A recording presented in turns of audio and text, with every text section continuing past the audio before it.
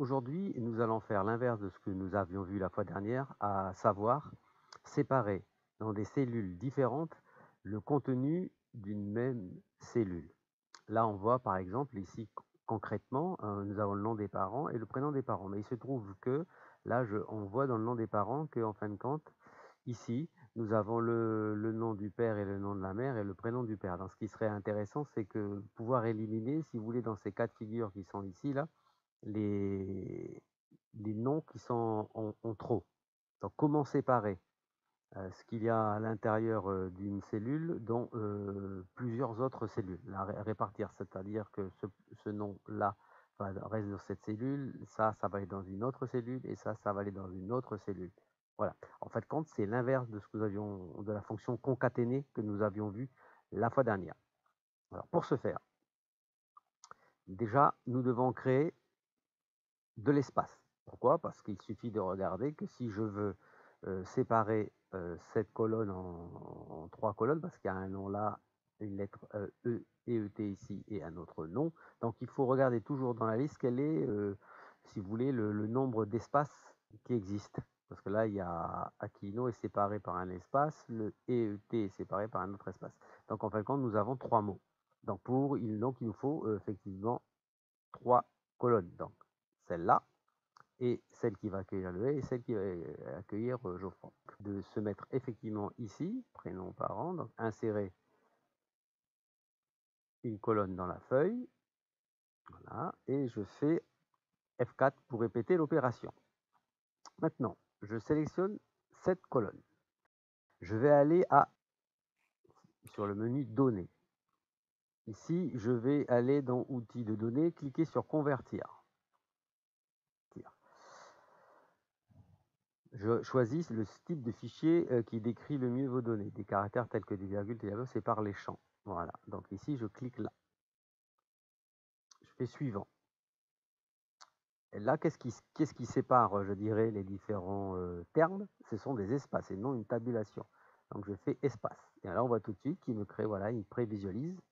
Il y aura effectivement, ça va se dérouler ainsi. Et je fais terminer. Voilà. Donc on voit très bien que tout a été séparé. Maintenant, je n'ai plus qu'à enlever les colonnes qui ne m'intéressent pas. Voilà, et donc maintenant, j'ai bien un nom et le prénom. Et si j'ai envie de faire nom plus prénom, un des parents, et bien maintenant, je peux faire la fonction concaténer égale concaténer. Voilà, donc concaténer, eh ben, ça. Donc on avait dit point virgule, guillemets, espace, guillemets, point virgule là. Tape sur entrée, et voilà.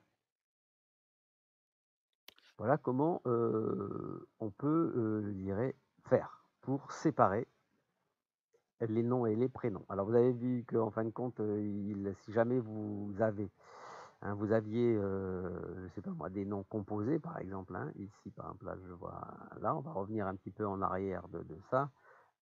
Si vous aviez des noms, je sais pas, Jean-Michel par exemple, et que vous n'avez pas mis, il faudrait mettre un trait d'union entre Jean-Michel pour pas que, je dirais, il sépare le Jean du Michel si un jour vous vouliez travailler de la sorte. Voilà, et tout est bien. Donc en fin de compte, ce que je propose ici, c'est que je fais l'opération inverse, à savoir, j'insère une colonne dans la feuille. Ici, j'ai prénom et nom, donc je sélectionne ceci. Je vais sur Données, Convertir, suivant. On voit que tout est OK. L'espace. Terminé. Tac. Là, ce qui se passe, c'est qu'ici, là, à un moment donné, voilà, ici, là, sur ce prénom, tu as les Chanel qui est là. Donc, on voit que ici, là, on n'avait pas vu qu'il y avait effectivement un problème. Donc, si c'est Talé Chanel qui est là, donc il faut savoir juste qu'en fin de compte, Chanel qui est là ici, il fallait rajouter un trait d'union. Donc, je reviens en arrière. D'accord, qui est là. Donc, si ce prénom-là, je rajoute un trait d'union. Donner, convertir, suivant, suivant, terminé.